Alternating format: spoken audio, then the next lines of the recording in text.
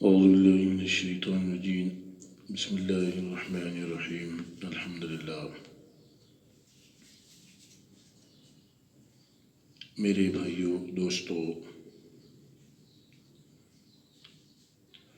اللہ کے نبی صلی اللہ علیہ وسلم نے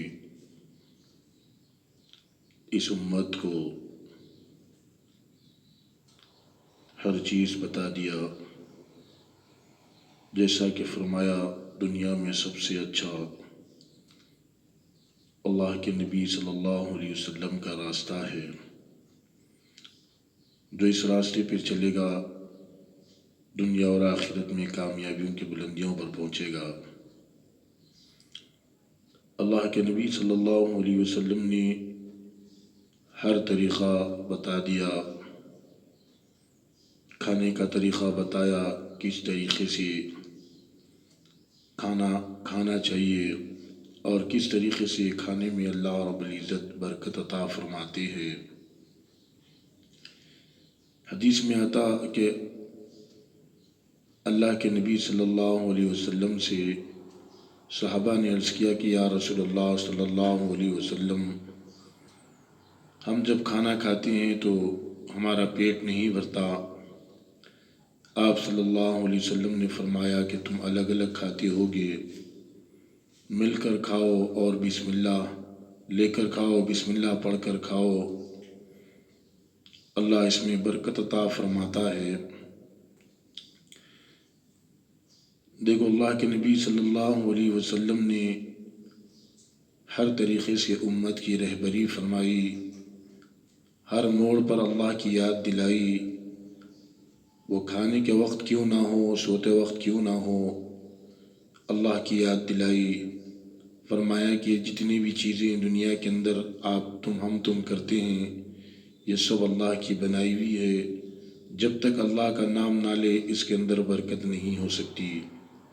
حضرت ابو ہریرہ روایت کرتے ہیں کہ نبی پاک صلی اللہ علیہ وسلم کبھی کھانے میں عیب نہیں نکالتے،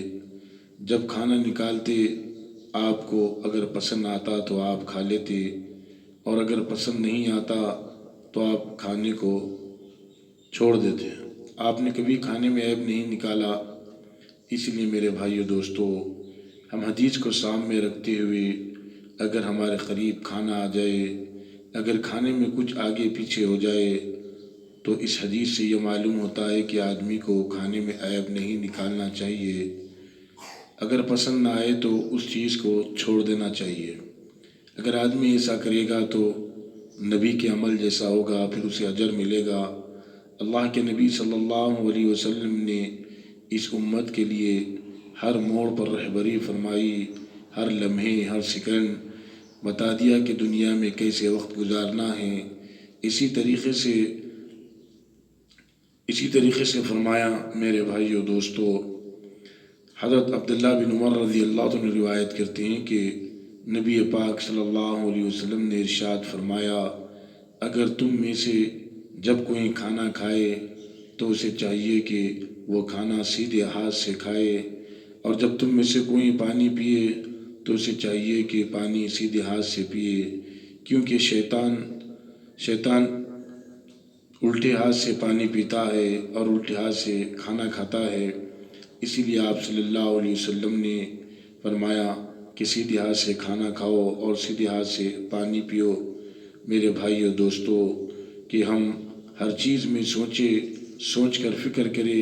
کہ نبی پاک صلی اللہ علیہ وسلم نے ہمیں کھانے کے آداب بھی بتایا، جیسے کھانے سے پہلے کی دعا بتائی، اگر کھانے کے بیچ میں بھی دعا بتائی، اور کھانا کھاتے وقت میں آدمی نہ بات کرے نہ خاموش رہے، ذکر کرتے ہوئے کھائے، جیسا کہ فرمایا کہ اللہم لک الحمد و لک شکر، کہ ہر نعمت کا اللہ کا شکر ادا کرے۔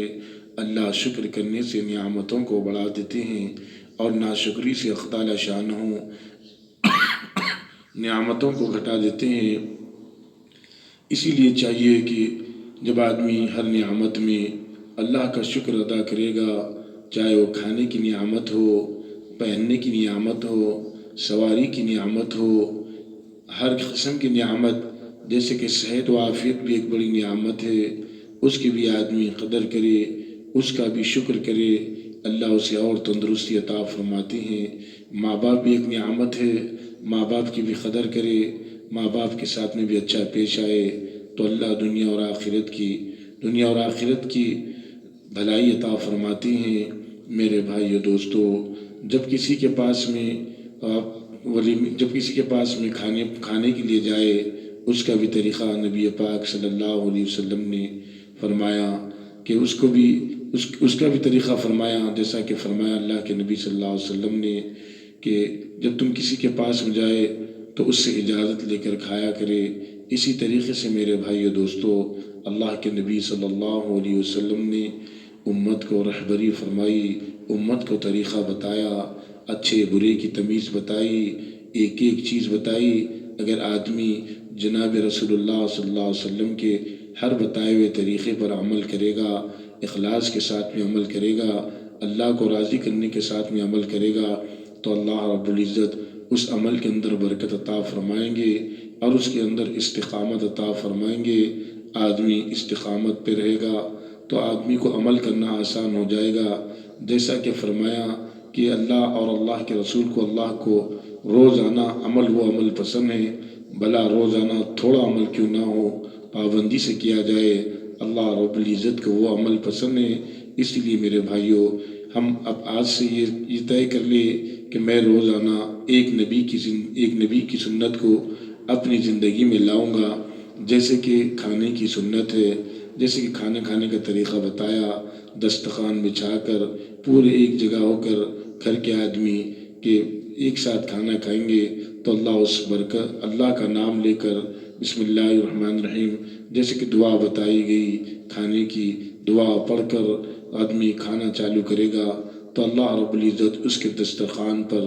برکت عطا فرمائیں گے۔ واقع اختال شانوں کی برکت تو بڑی برکت ہوتی ہے۔ اللہ رب العزت